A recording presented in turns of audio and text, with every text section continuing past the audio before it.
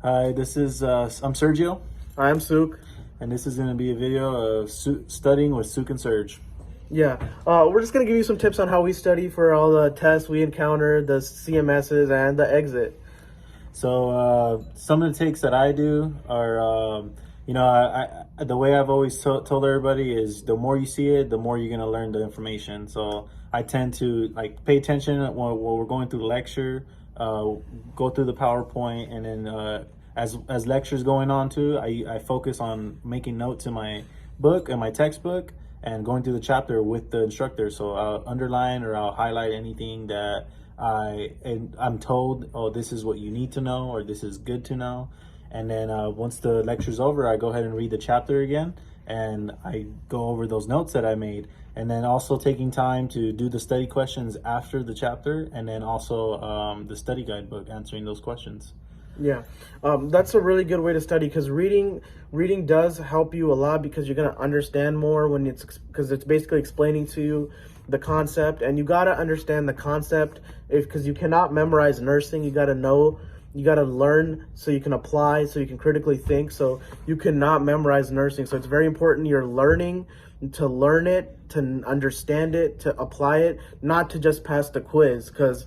In the end of the day, if you can't answer an NCLEX question, which is basically all critical thinking application, you're not going to be able to be successful on the NCLEX or the CMSs, which are basically just mini NCLEXs for each subject. And studying for the CMSs, the focus reviews and the ATI books, those are the two main things that you should be using to study, along with ATI questions and dynamic quizzes.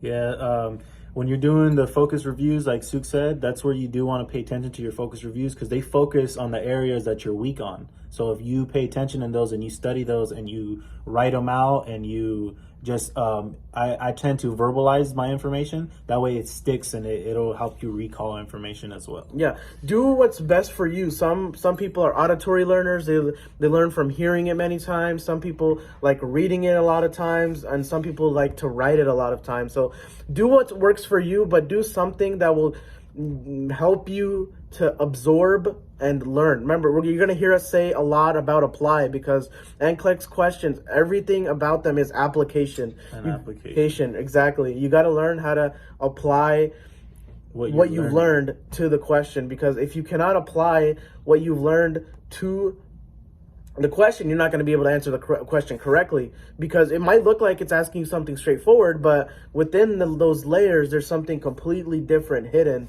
which you need to figure out.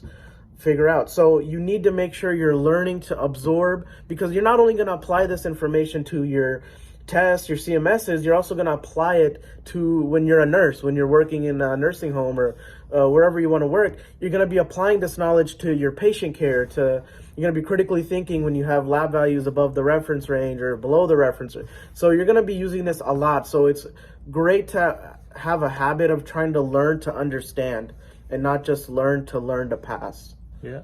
Well, I hope you learned something with us here, and then give us a like and a subscribe right there. And Suk and Serg out.